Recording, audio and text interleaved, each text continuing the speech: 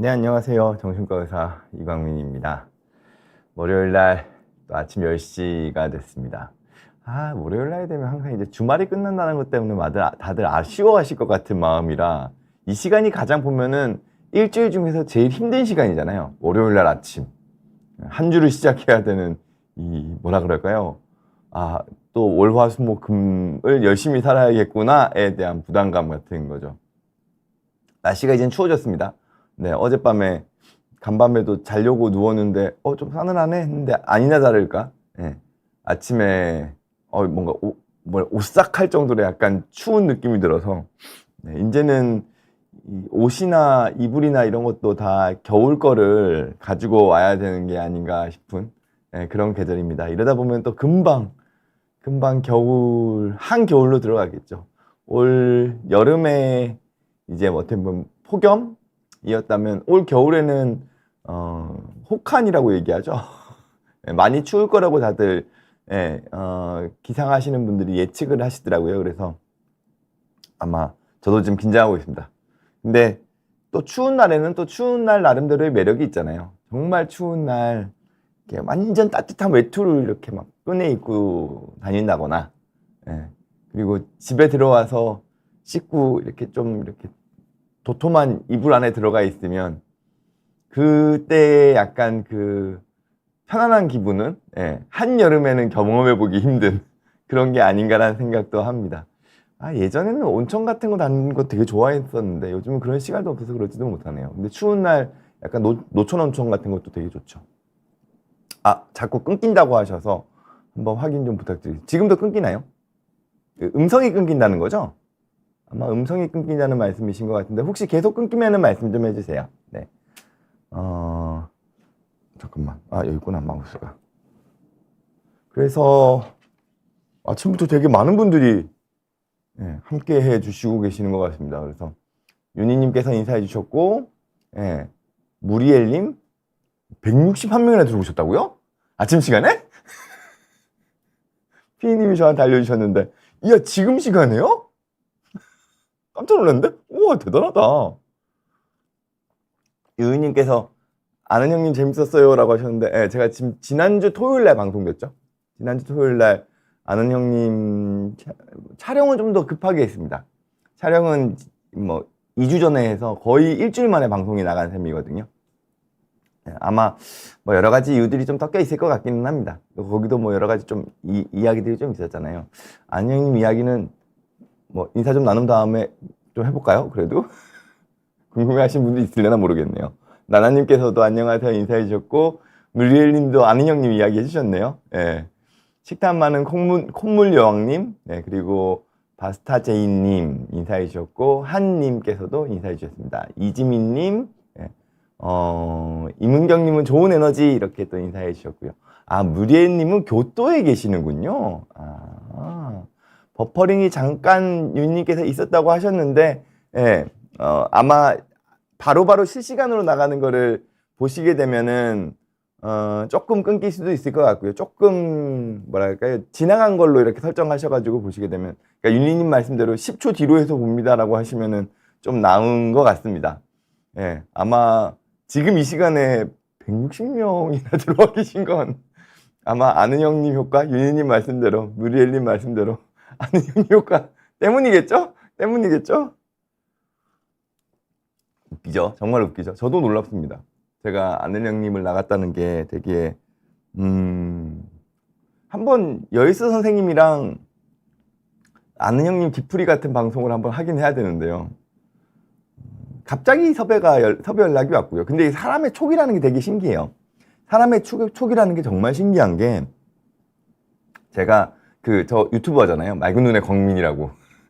그 유튜브 PD랑 뭐 대화를 나누다가 진짜 농담 반 진담 반으로 야 이제 실제 아는 형님도 어쩌면 나한테 연락 오지 않을까? 이런 얘기를 제가 했어요 정말. 근데 그 다음 주에 섭외가 온 거예요 저한테.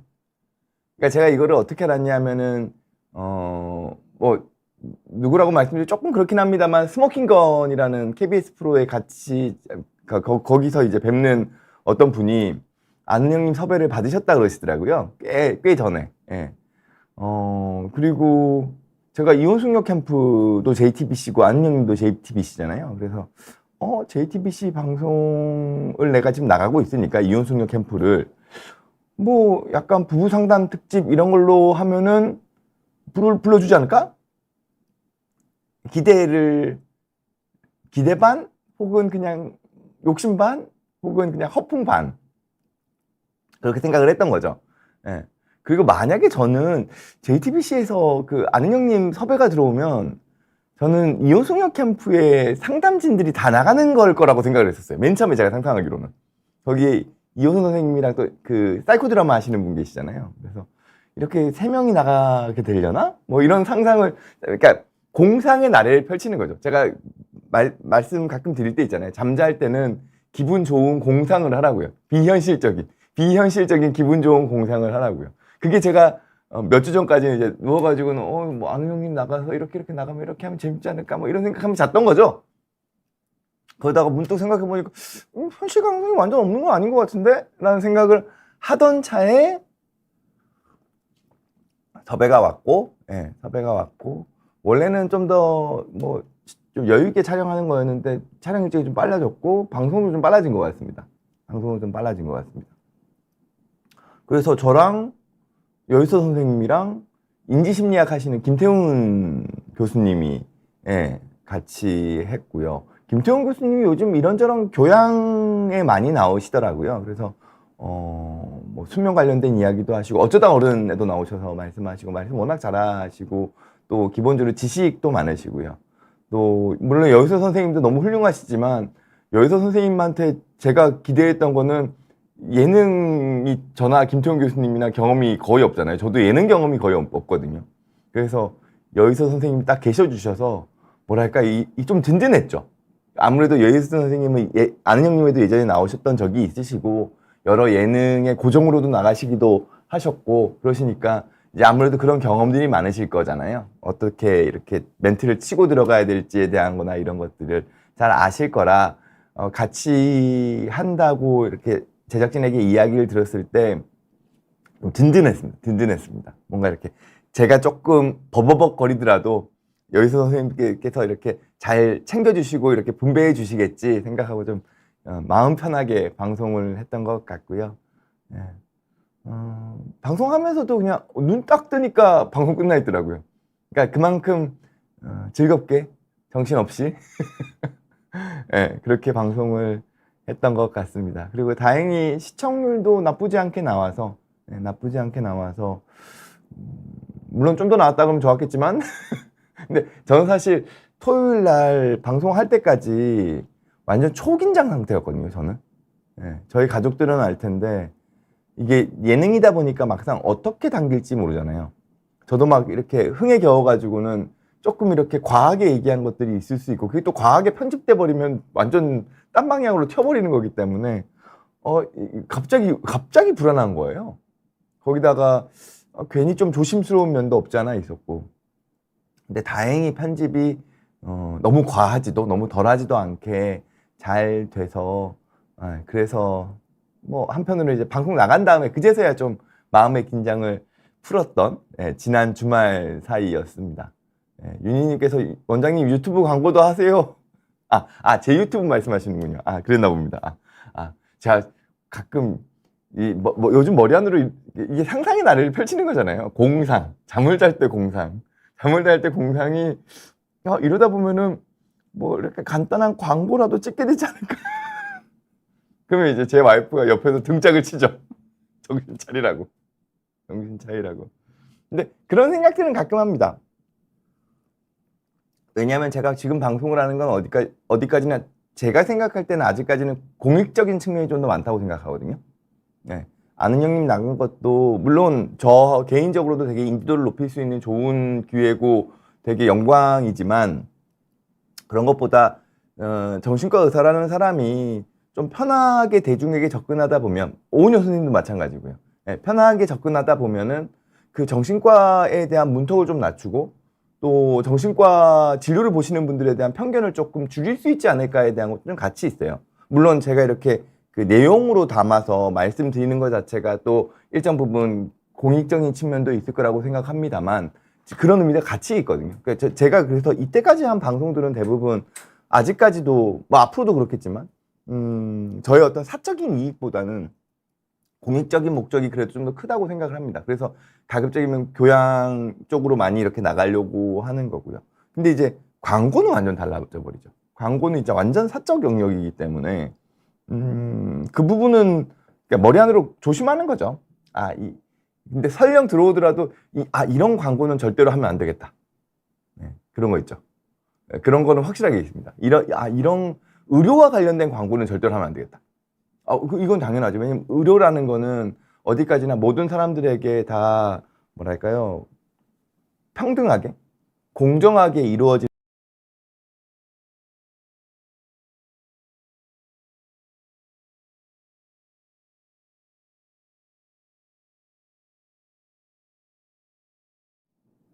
네, 다시 돌아왔습니다. 원래 이게 생방의 묘미잖아요. 지난주에도 그랬죠? 월요일 날 아침이어서 그럴 수도 있어요. 예. 그래서 이런 뭐라 그럴까요? 이벤트 같은 것들도 뭐 인생에서는 약간의 낭만 같은 거라는 생각도 들어서 뭐 다소 방송 상황이 매끄럽지 않았다 하더라도 너그러이 양해해 주시면 감사하겠습니다. 권태호님께서는 설마 항우울제 광고 이렇게 하셨는데 제가 제일 경계하는 게 사실은 이쪽입니다. 왜냐면은 약을 의사가 광고한다는 거는 저의 전문 지식에 대한 정체성을 광고에 반영하는 거잖아요. 그거는 저는 사실 되게 조심스럽습니다. 그래서 아마 권태훈님께서는 이제 항우울제 광고 같은 거는 하지 마세요라는 의도로 말씀해 주신 것 같은데 제가 그 부분 충분히 저도 조심하려고 하고 있습니다. 자, 그럼 오늘 본격적인 주제로 좀 넘어가 보겠습니다. 벌써 뭐 10시 한 10몇 분이 지났네요. 오늘의 주제는 아마 오늘 주제 때문에 들어오신 분들도 꽤 많으실 수 있겠네요. 생각해 보니까 아는 형님 효과가 아닐 수도 있겠네요. 왜냐면 이게 지금 모든 사람들이 가지고 있는 불안 영역이잖아요. 오늘의 주제가 전쟁이 날까봐 두려워요인데 여러분도 어떠세요? 요즘 유튜브를 보다 보니까 저도 이제 유튜브 알고리즘상 뭐 예능도 많이 뜨고 뭐 게임도 좀 뜨고 그리고 뉴스 같은 것들도 많이 뜨거든요. 시사 같은 것들도 많이 뜨는데 유독 최근에 이제 뭐 약간 전쟁 공포를 조장하는 뭐랄까 보도나 방송이 늘었죠.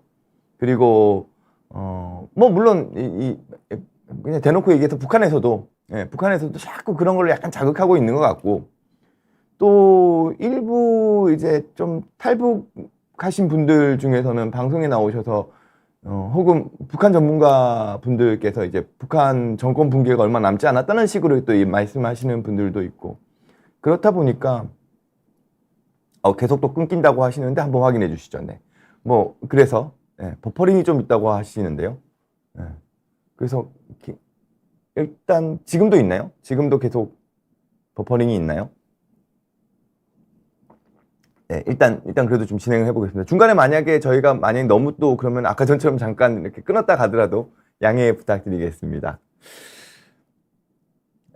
무리엘님께서는 전쟁은 안 난다에 한 표라고 하셨는데, 그쵸? 이게 사실 난다, 안 난다에 있어가지고 예언을 하려고 하는 자리는 아니긴 합니다. 오늘 제가 드리려고 하는 이야기는. 근데 다만, 우리가 가지고 있는 기본적인 그 여러 공포 영역들 중에 전쟁은 분명히 포함되죠. 우리가 모든 사람들이 가지고 있는 공통적인 공포라고 하면은 첫 번째는 저는 뭘 떠나도 죽음에 대한 공포라고 생각합니다. 첫 번째는 죽음에 대한 공포. 왜냐면 이거는 뭐랄까요? 언젠가는 우리 누구나가 다 경험할 수밖에 없는 영역이잖아요. 죽음이란 없을 수 없으니까요. 태어난 이상 언젠가는 끝을 마무리하겠죠. 인생에서. 그러니까 그 죽음에 대한 공포는 모든 사람들이 다 가지고 있습니다. 가장 근원적인 공포이기도 하고요. 그리고 그게 한편으로는 우리가 우리 삶을 살아가는 데 있어서 우리 삶을 더 소중하게 여기기 위해서 가치 있게 여기기 위해서 그런 것 때문에 우리가 죽음이라는 공포를 일정 부분은 기억하면서 살 필요도 있죠. 그걸 이제 메멘토 모리라고 얘기를 하잖아요. 또 다른 공포가 있다면 뭐가 있을까요? 모든 사람들이 가지고 있는 공포. 저는 귀신에 대한 공포도 있을 거라고 생각합니다. 모든 사람들이. 예, 제가 사실 이번에 아는 형님 나가서 귀신 이야기를 하긴 했지만 그 싫어합니다. 제가 유튜브에서 그러니까 비욘디에서도 전에 말씀드린 적이 있죠. 예, 그 싫어하고 뭐 그 증상이 어떤 증상인가요? 라는 거에 대한 것도 제가 이렇게 댓글에서 본 적이 있는데 제가 비욘디에서 해리 증상에 대한 것도 빙의죠. 빙의를 정신의학적으로 어떻게 해석하는지 쭉 한번 설명드린 적이 있었죠. 귀신에 대한 공포도 아마 모든 사람들이 다 가지고 있을 겁니다. 물론 이제 어린 아이일수록 더 심할 거고 어른들 중에서는 에이 귀신 같은 거 없어 이렇게 생각하는 사람도 있지만 아마 그래도 아무리 귀신에 대한 뭐랄까요 생각? 믿음까지는 아니지만 귀신에 대한 두려움이 없으신 분이라 하더라도 진짜 밤늦은 깜깜한 밤에 산속 빛 하나 없는 산속을 이렇게 막 다니면 처음으로 드는 거는 귀신에 대한 두려움이 아닐까요? 짐승에 대한 두려움이려나? 여튼 그리고 난 다음에 저는 전쟁에 대한 두려움도 모든 사람들이 다 있을 거라고 생각을 합니다. 그리고 지금 상황이 어쨌든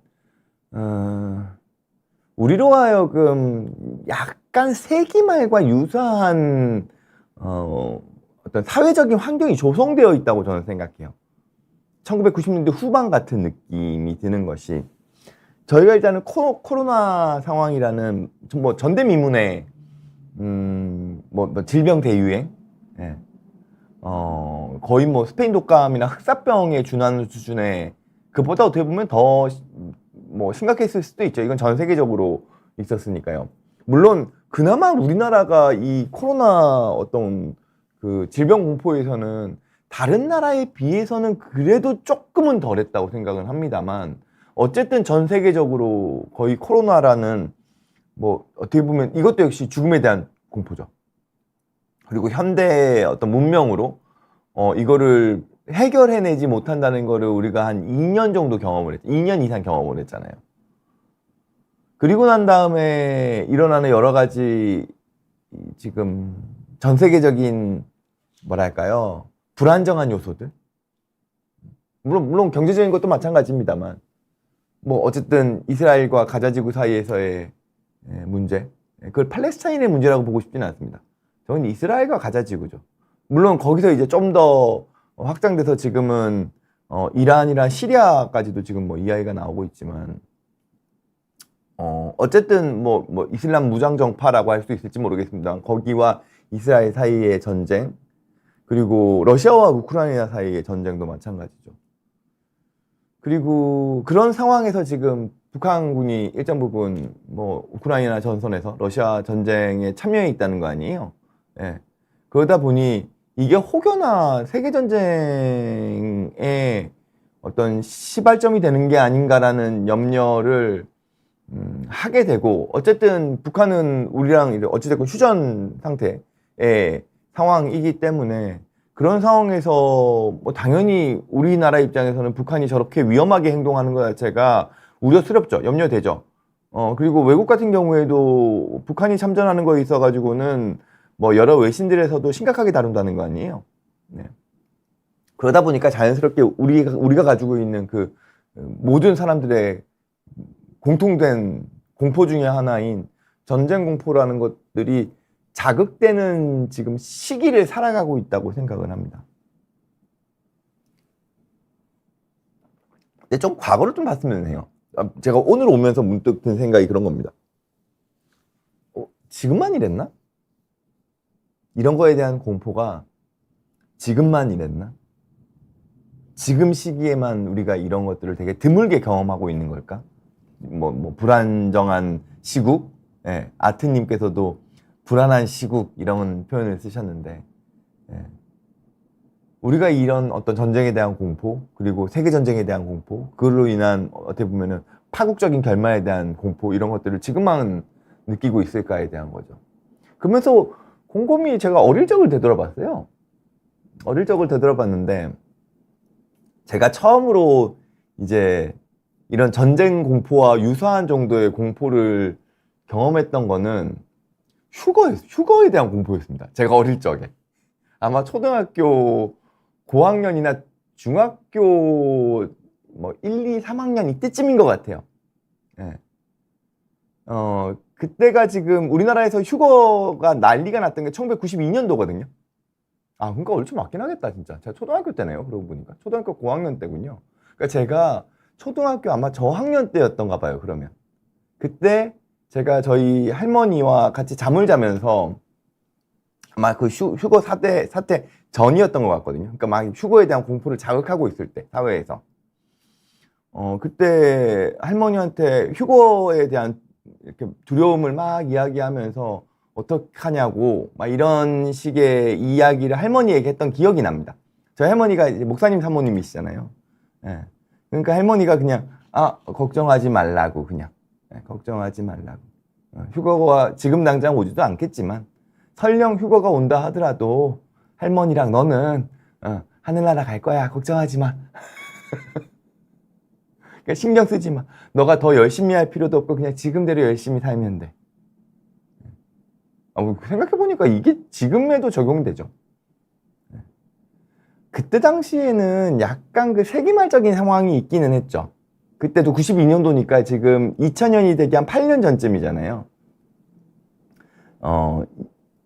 소위 말해서 1990년대가 끝나면서 2000년대로 넘어가기 직전 상황에 여러 가지 불안한 요소들이 반영되어 있는 거겠죠. 그리고 91년도에 걸프전이 있었기 때문에 중동과 미국이 맞붙는다는 거에 있어가지고 아마 지금과 유사한 수준의 어떤 전쟁 공포, 세계전쟁에 대한 공포가 있기는 했을 것 같습니다. 네. 그러다 보니까 근데 뭐 좀 아이러니한 건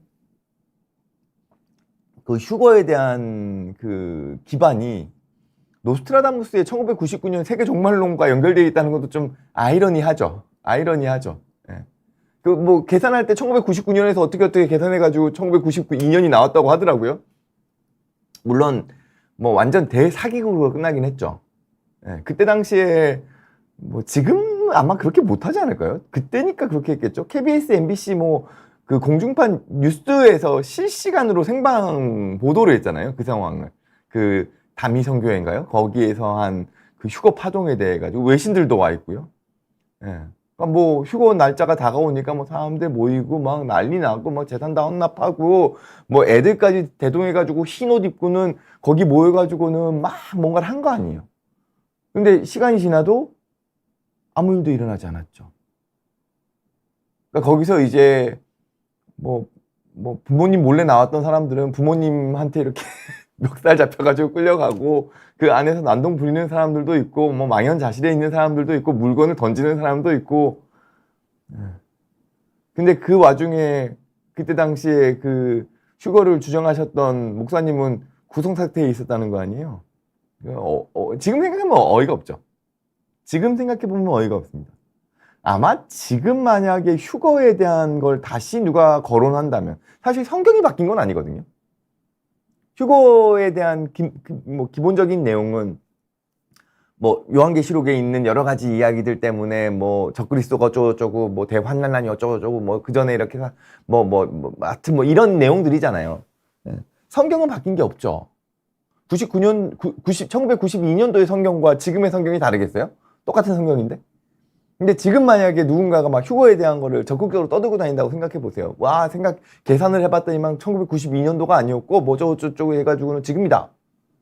사람들 콧방귀도 안 낄걸요? 네. 몰라요. 지금 뭐 좀 더 세기말적인 분위기가 더 조정되면 모를까요? 네, 근데 그때는 아마 어찌됐건 세기말이었기 때문에 뭔가 인류 멸망 이런 거에 대한 공포들에 사람들이 많이 사로잡혀 있었어요. 거기다가 이제 뭐 휴거가 대표적이었고, 또 하나가 노스트라다무스의 예언이잖아요. 1999년도에 지구가 멸망한다는. 근데 그것 때문에 초등학교 때 진짜 심각하게 걱정하는 친구들 많았어요. 제 친구들 중에서. 막 울면서 막 이랬던 것 같아요. 정은미님께서는 저는 6.25가 되면 전쟁이 일어나는 줄 알고 24일에 엄청 울었던 기억이, 어린 시절에는 이런 것들이 공포로 다가오는 거죠, 더. 실제로 제 초등학교 때 제 친구가 99년도가 되면 인류가 멸망한다는데 라고 얘기를 하면서 막 울었던 기억도 나거든요. 그리고 약간 그때 당시는 진짜 2000년도가 되기 전에 무슨 일이 생기면 어떡하지에 대한 거를 다들 염려했던 것 같아요. 아이러니하게 그 시기가 됐을 때 저는 지금도 기억하는 게 방송에서 교양 프로그램의 어떤 수준이 저는 2000년도 전 상황이 제일 좋았다고 생각해요. 이렇게 얘기하면 방송계에 계신 분들 싫어하실지 모르겠지만 1990년대 중후반에 교양? 물론 그 여파로 아마 2000년대 초반까지도 그랬을 것 같긴 한데 그때 당시에 교양 프로그램의 수준이 전 정말 좋았다고 생각하거든요. 제가 그때 이제 고등학생 때였으니까요. 고등학교 때 봤던 TV 프로그램들 중에서 기억에 남는 것들이 정말 많아요. 물론 그때 당시에 제가 그런데 관심이 많아서 그랬으려나요? 근데 사실 제가 느끼기에 이시영 교수님 같은 분들도, 이시영 박사님 같은 분들도 1990년대 중후반에 정말 왕성히 활동하셨거든요. 근데 그게 이제 세기말적인 분위기에서 어떤 정신의학의 전문가가 시대를 향해서 던지는 메시지를 대중이 갈구했기 때문에 이시영 교수님이 또 그런 방송을 하실 수 있으셨던 게 아닌가 싶어요. 그때 아마 EBS에서 뭐 신화 얘기부터 뭐 프로이트와 관련된 이야기를 그냥 쭉 시리즈로 하신 적도 있었던 걸로 제가 기억을 하거든요. 그 밖에도 뭐 많은 명사들이 정말 지식인 분들이 교양방송에 정말 다양한 프로그램들을 하셨던 게 1990년대인 것 같고, 이거 약간 종교적인 이야기가 될 수도 있겠습니다만 제가 그래도 기독교 베이스가 좀 있어가지고요. 기독교 문화가 왕성했던 시기도 저는 1990년대였다고 생각합니다. 2000년 전후.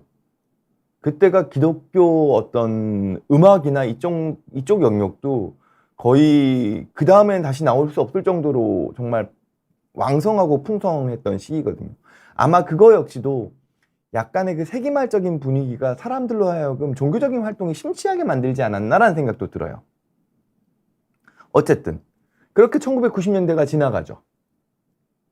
사람들이 우려했던 일들은 벌어지지 않았습니다. 근데 마지막에 한계가 남았죠. 딱 그 2000년을 넘어가기 직전에, 혹시 기억하시나요? 2000년이 넘어가기 직전에 또 재앙과 같은 일들에 대한 우려와 염려, 2000년을 상징하는 말을 그대로 담은 거죠. Y2K. Year to EK잖아요. 2000년에 대한 Y2K 문제에 대한 공포가 있었죠. 뭐냐면은 컴퓨터가 기본적으로 인식하는 시간에 대한 개념이 연도를 두 자릿수로만 인식을 하기 때문에 뭐 98년도, 99년도 뭐 이런 식으로 앞에 1900까지가 생략되어 있는 거잖아요. 98, 99가 된 다음에 갑자기 2000년으로 바뀌면은 00으로 돌아가는데 이걸 컴퓨터가 과연 2000년대로 인식할 수 있을 것인가? 1900년대로 인식해 버렸을 때 생기는 오류들에 대한 염려였죠. 그래서 실제로 제가 그때 당시에 고3에서 이제 제가 재수해서 막 이렇게 할 때였는데 뉴스에서 뭐 난리가 났죠. 은행이 막 마비가 될 거다. 2000년이 딱 넘어가는 순간 정말 통장에 있는 금액이 막 이상해지고 막 뭐라 그러나요? 그러니까 대출 빌린 거에 대한 이자 계산이 막 엉망진창이 되고, 예.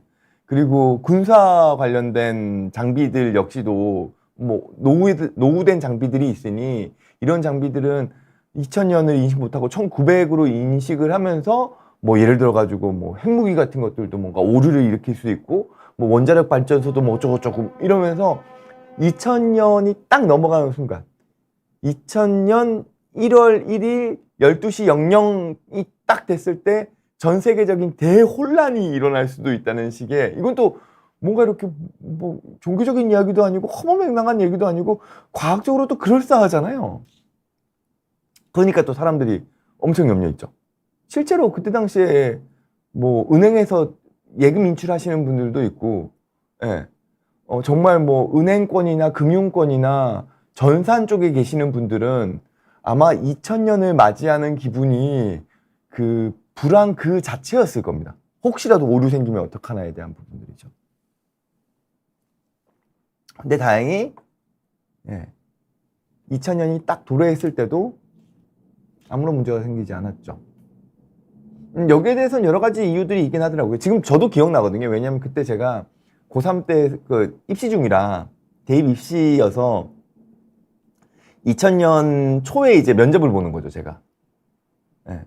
그래가지고 이제 입학을 해야 되니까요. 지금도 생각나는 게 제가 그때 어디 면접을 봤더라?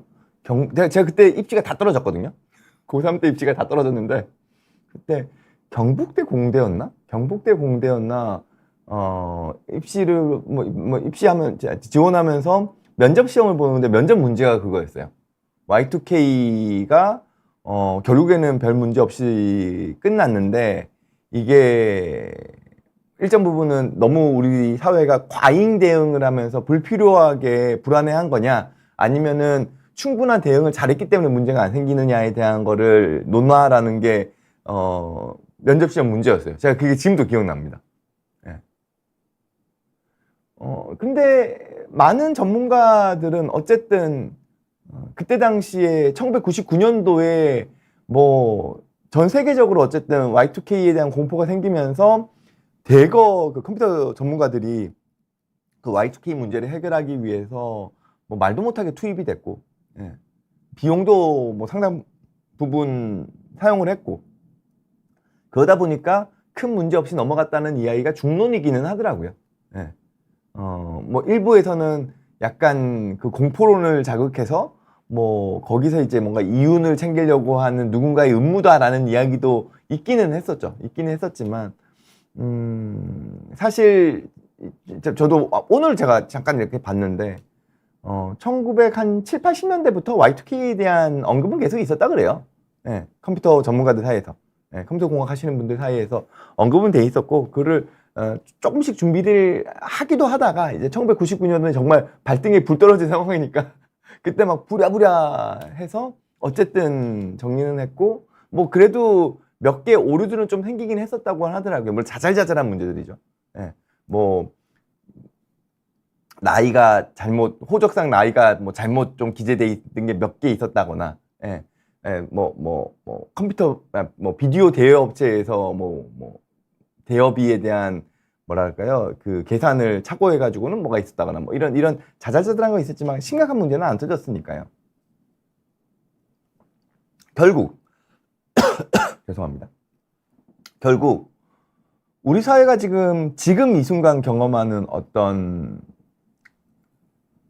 파국적인 결말에 대한 공포, 전쟁에 대한 공포는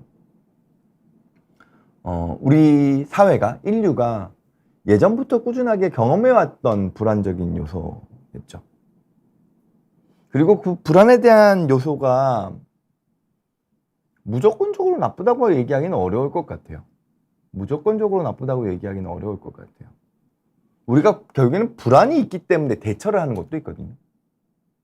아까 전에 그 Y2K 같은 경우에는 그 불안이 있기 때문에 사회적으로 대처를 한 거겠죠. 노스트라다무스의 예언은 이거는 대처 못할 것 같긴 하네요. 근데 다만 휴거소동은 우리 사회로 하여금 조금은 더 건강하게 세기말적인 부분들을 다루는 데 있어서는 도움은 됐을 것 같다는 생각이 들어요. 어떻게 생각하실지 모르겠습니다만 휴거소동이 다미성교의 휴거소동이 1992년도잖아요. 그러니까 1990년대가 넘어서면서 이제 사람들이 이제 새천년이 얼마 남지 않았어, 2000년이 얼마 남지 않았어에 대한 걸 이제 막 인식할 시점일 거란 말이죠. 근데 마치 한 종교단체에서 세기말적인 분위기를 막 조장하면서 그게 막 언론을 또 타면서 전 국민들이 그 상황에 대한 거를 봤단 말이죠. 세기말적인 거에 대한 공포에 반응하는 사람들의 심리들을 봤고, 그리고 그게 막상 아무런 일이 벌어지지 않았을 때의 상황도 간접 체험한 거잖아요, 사람들이. 그러다 보니 이 1990년대 후반이 돼서 정말 새천년이 얼마 남지 않았을 때 우리나라 사람들의 어떤 인식이 공포 일관으로 가기보다는 우리가 어떤 마음 자세로 새천년을 맞이할 거냐에 대한 걸로 좀 더 성숙하게 반응하지 않았을까라는 생각도 들어요. 네. 전쟁에 대해서 이야기할 때도 그렇잖아요. 우리나라는 어쨌든 전쟁에 대한 공포를 사실 따지고 보면은 건국 시점부터 가지고 있었다고 보는 게 맞을 거예요, 아마. 네. 그때 당시에도 어찌됐건 2차 세계대전 직후기도 했고, 그리고 얼마 안 돼서 6.25 전쟁이 발발했고 휴전 상태가 지금까지 유지되고 있는 나라잖아요. 중간중간 계속 북한군과의 어떤 자잘자잘한 교전 같은 것들이 있었고, 전쟁에 대한 우려나 염려를 자극하는 사건들은 끊이지 않았죠. 하다못해 이제는 뭐 미사일을 동해에 발사한다 그래도 뭐 그냥 그러려니 하고 넘어가잖아요. 외국 같으면 난리가 나겠죠. 만약에 외국에서 우리나라가 전쟁에 대한 공포가 전혀 없는 나라인 상황에서 만약에 옆에 있는 다소 사이가 안 좋은 나라가 어디인가에 전쟁에 참전을 해 있다 이랬으면은 아마 우리가 느끼는 공포는 월등히 더 높았겠죠. 지금은 약간 북한이 저러고 있을 때 한편으로는 야, 북한은 진짜 저러고도 남을 나라긴 하지. 아, 정말 뭐 저거는 정말 제정신 아닌 지가 오래됐으니까 좀 슬프긴 하죠. 좀 슬프긴 하지만 여튼 우리가 가지고 있는 지금 아무래도 이런 공포에는 어린 친구들이 더 취약할 수 있죠. 귀신 이야기가 어린 친구들에게 더 취약하듯이. 네. 왜냐하면 그 친구들은 어찌됐건 아직까지는 돌봄이 필요한 나이라 약간 돌발적인 어떤 사건 사고가 터졌을 때의 상황을 두려워할 수밖에 없죠. 그러니까 지금 아마 초등학교, 중학교 뭐 요쯤만 되더라도 뭐 물론 많은 사람들이 전쟁 공포를 가지고 있겠습니다만 더 취약한 건 아마 어린 친구들일 것 같습니다. 그리고 한편으로는 제 딸도 전쟁 일어나면 어떡해 아빠 그런 순간 얘를 어떻게 잘 돌보지?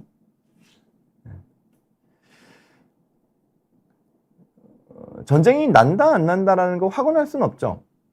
하지만 그럼에도 불구하고 우리가 가져야 될 자세는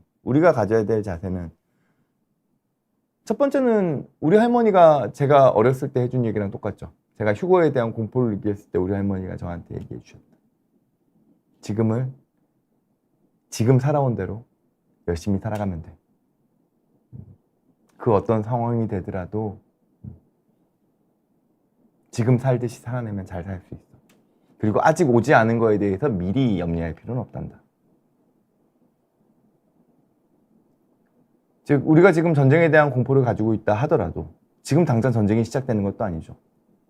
전쟁에 대한 어떤 뭐랄까요, 그 가능성이 눈앞에 있는 것도 아니죠. Y2K는 오히려 좀 심플해요. 딱 그 시작 시점이 2000년 1월 1일 00시 땅 이게 딱 정해져 있으니까 그러니까 좀 대응하기도 수월했을 수도 있죠.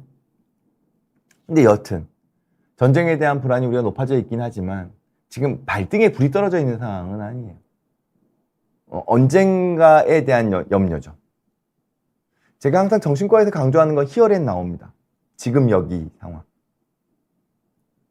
과거의 트라우마에 우리가 너무 얽매이는 것도 좋지 않고요. 미래의 막연한 불안에 대해서 너무 얽매이는 것도 좋지 않아요. 왜냐면은 과거 거는 이미 지나가 버렸기 때문에 내가 해결할 수 없고 막연한 미래의 상황은 그때 상황이 도래하지 않는 한 내가 대처할 수 있는 방법도 없어요. 그럼 나는 지금 현재를 충실히 살아가려고 애를 쓰는 거죠. 그게 첫 번째 자세죠. 그게 우리가 항상 살아낸다라고 얘기하는 것들이잖아요. 근데 다만 거기서 조금 더 한 발짝 더 나간다면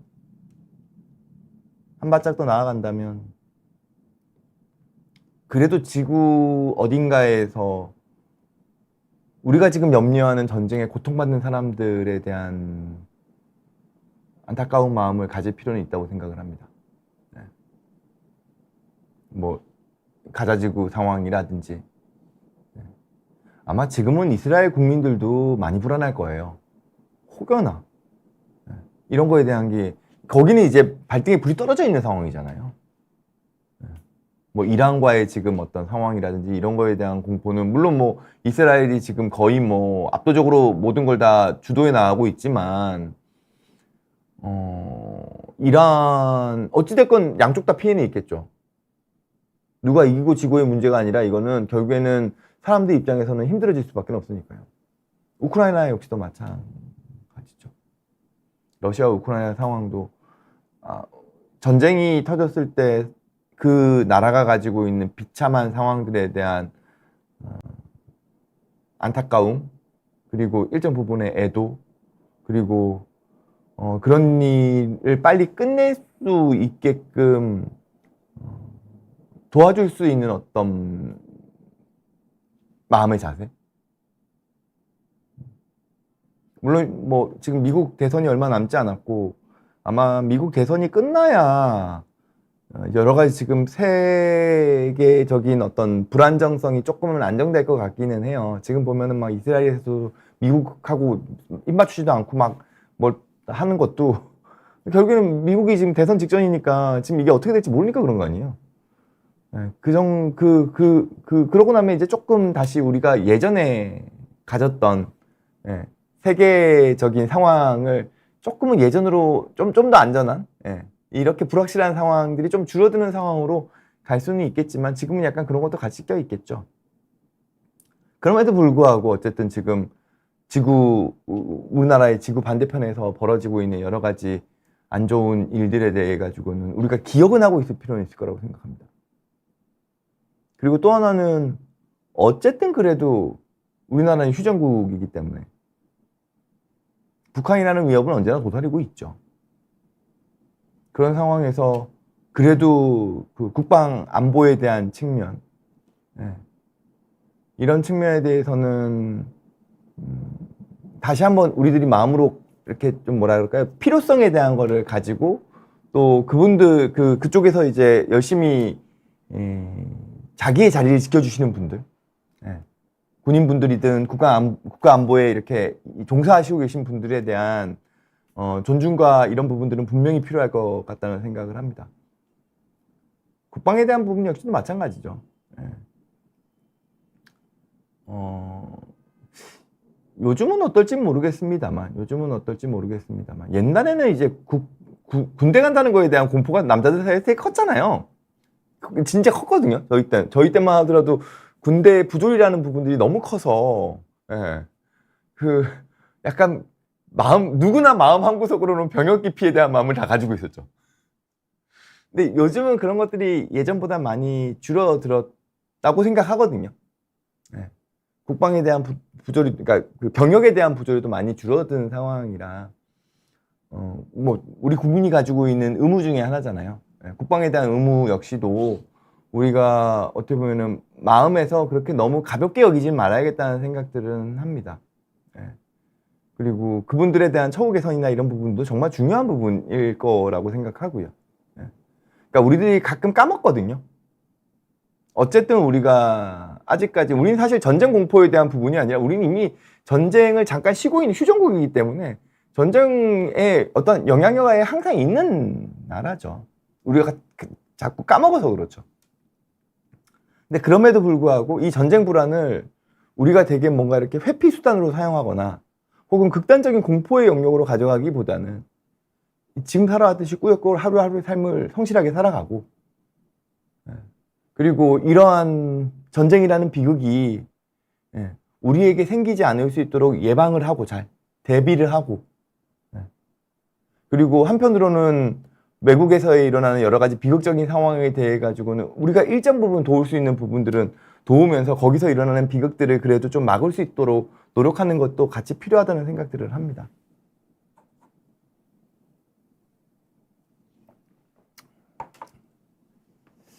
그래도 내용이 어떠셨는지 모르겠습니다만 여러분들 이야기 좀 더 해볼까요?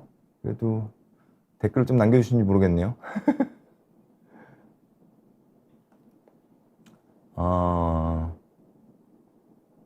네, 윤희님께서는 전쟁을 해서 백전백승이 아니면 하면 안 되죠. 백전백승이 아니라도 저는, 백전백승이 된다 하더라도 저는 하면 안 된다고 생각합니다. 백전백승이라 하더라도 전쟁에 이기면 뭐예요? 피폐해져 있을 텐데요.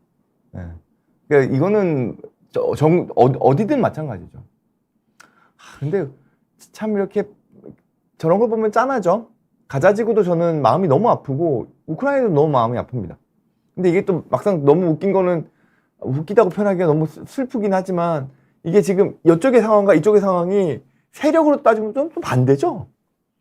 그러다 보니까 더 혼란스럽다는 생각도 들어요. 더 혼란스럽다는 생각도 들어요. 강윤자님께서는 삶이 전쟁입니다. 그쵸? 우리는 항상 하루하루 삶에서 전쟁을 치르고 있죠. 예, 와, 정말 그렇네요. 예. 크리스마스 선물님께서는 전 전쟁 날까 너무 무서워요 하셨는데, 이거 있거든요. 전쟁 날까봐 무서워서 우리가 할 수 있는 게 뭐가 있냐는 거죠. 뭐 서장훈 저한테는 자꾸 이렇게 아는 형님이 갔다 와서 그런지 장훈 형님이라는 게 더 입에 붙습니다만 선장훈 씨께서 얘기하듯이 무슨 의미가 있냐고요. 무슨 의미가 있냐고요. 예. 그냥 열심히 살고, 예. 그리고 대비할 거 대비하고, 예. 불필요한 영역의 공포로까지는 안 가는 게 맞다는 거죠. 무리엘님께서는 저는 귀신보다 사람이 무서워요 하셨는데, 그쵸, 사람이 더 무서울 때가 많습니다. 예. 아메리카노님께서는 연평도 사건 때 군인이었는데 가족들한테 편지 보내라고 지금도 안 잊혀지네요. 연평도에 계셨으면 해병대에 계셨을 것 같은데요? 그 연평도 사건 터졌을 때 정말 그쪽에서는 정말 심각하게 여길 수밖에 없으셨겠죠. 와, 이건 정말 그거를 직면하고 계시는 분들이 눈앞에서 발등에 불 떨어진 상황이라고 볼 수 있는데, 근데 다만 아메리카노님께서 경험하셨던 상황은 그래도 좀 특수 상황이고, 어떻게 보면 약간 특수 직군이었기 때문에 우리가 그걸 일반화시켜가지고 받아들이진 않았으면 좋겠습니다. 예. 물론 적절한 대비는 해야겠지만요. 정은민님께서는 아영에서 뵌 분이시네요. 저도 놀랍습니다. 저도 놀랍습니다. 예. 아티님께서는 요즘 길거리에서 종교인들이 종말을 예고하면서 접근하는 사람들이 부쩍 많더라고요.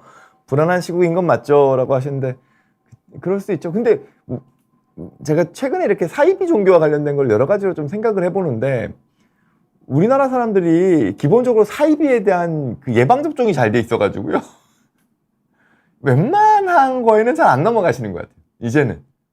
그러니까 이제 옛날에 그 도를 아십니까? 이런 영역이든, 뭐 지금처럼 종말 예고하면서 어쩌고저쩌고 하는 분들이든, 사람들이 기본적으로 가지고 있는 생각이, 저런 사이비들 있잖아요. 그러니까 이 사이비들이 오히려 더 교묘하게 종교단체에 대한 어떤 그거를 다른 가면으로 감추고, 뭐 문화활동이나 뭐 교육이나 취미활동이나 이런 걸로 위장해가지고 접근한다는 거 아니에요. 꼬미토리님께서는 선생님 전쟁 나면 어떻게 해야 해요? 전쟁 당장 나면 어떻게 대처할지. 예, 이거는 그때 가서 고민하시라고요. 전 그게 맞다고 생각을 해요. 예, 우리가 지금 고민할 건 아니에요. 우리는 우리 삶을 살아갈 뿐이에요. 그리고 정말 어떤 전쟁의 위급한 상황이 도래할 즈음이 되면은 국가적으로도 거기에 대한 대응을 하게끔 되어 있어요. 현대전은 어쨌건 정보전이기 때문에, 예, 그리고 어쨌든 우리나라가 그런 정보전에 있어가지고 이렇게 열악한 나라가 아니잖아요. 예. 그러면 조금 더 발등에 불 떨어지는 상황처럼 느껴지는 순간이 있어요. 그럼 그때 대처하는 거죠. 그때 대처하는 거죠. 지금은 우리가 할 수 있는 게 없어요. 할 수 있는 게 없을 때의 불안은 불필요한 불안이죠. 대표적인 불필요한 불안이에요. 설령 내가 불안하다고 하더라도 내가 이 불안에 대해서 대처할 수 있는 방법이 있어 없어를 머리 안에 딱 생각을 했을 때 대처할 수 있는 방법이 없네? 라고 하면 이건 불필요한 불안이구나 하고 내 머리 안에서 계속 무시하려고 하셔야 되는 거죠. 네, 중학생 아드님이 전쟁 일어나면 어떻게 되나요? 물어보더라고요 라고 하셨는데, 지금 딱 초등학교 중학생이 그럴 수 있죠. 꼬미토리님은 꼬미토리라고 하셨는데 혹시라도 청소년 분이시려나요? 군대 가시나요? 라고 저한테 하셨는데, 그쵸. 제가 얼마 전까지는 이제 그 제가 군의관을 했으니까 장교로 저는 군대를 갔다 왔거든요. 그래서 작계라고 있잖아요. 작전 계획인가요? 전시 상황이 됐을 때 여러 가지 그 대책들이 있고 거기에 저도 이제 어떤 역할을 해야 되는지가 정해져 있거든요.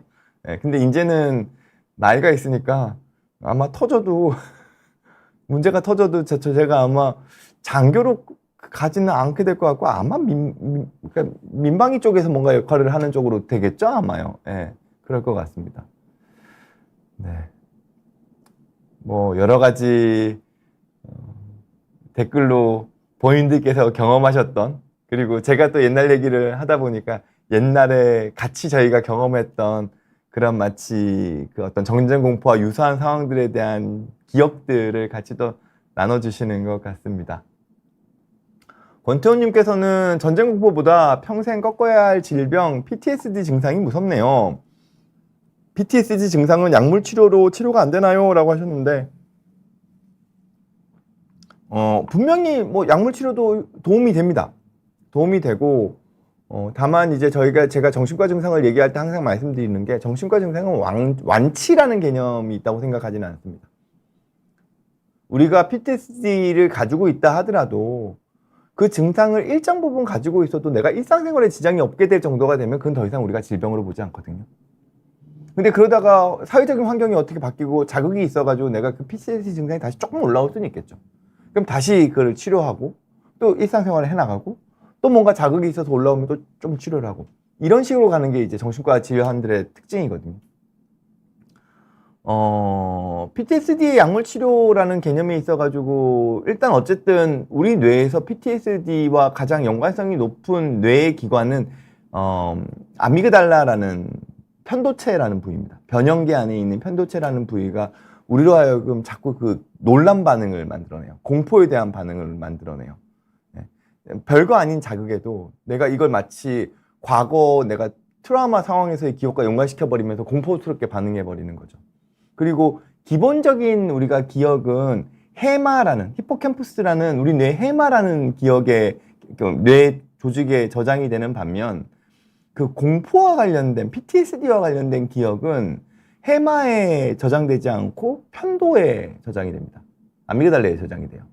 그래서 뭐 약물 치료든 또 PTSD에 또 인정을 받고 있는 그 상담 치료 기법들이 있습니다. 뭐 EMDR도 마찬가지고요. 인지행동 치료도 마찬가지고요.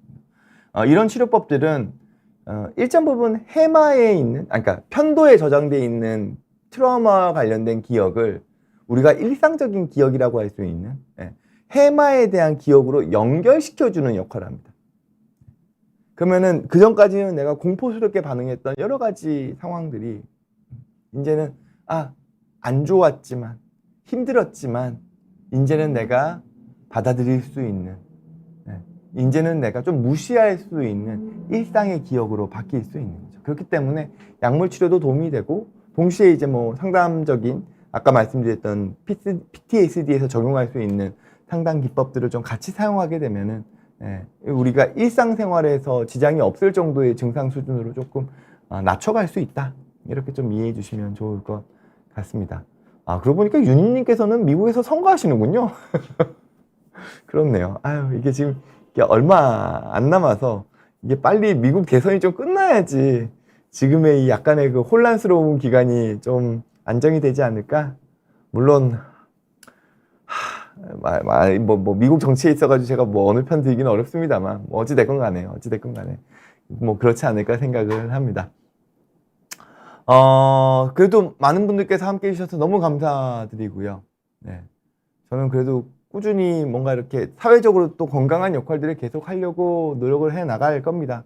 물론 제가 이렇게 다소 또 우려되시는 점이 있거나 혹은 좀 과하다고 생각되시는 점이 있거나 또 혹은 선생님 이런 거는 조금 안 하셨으면 좋겠어요 뭐 이런 것들이 있거나 혹은 제가 좀 고쳐야 될 부분들이 있다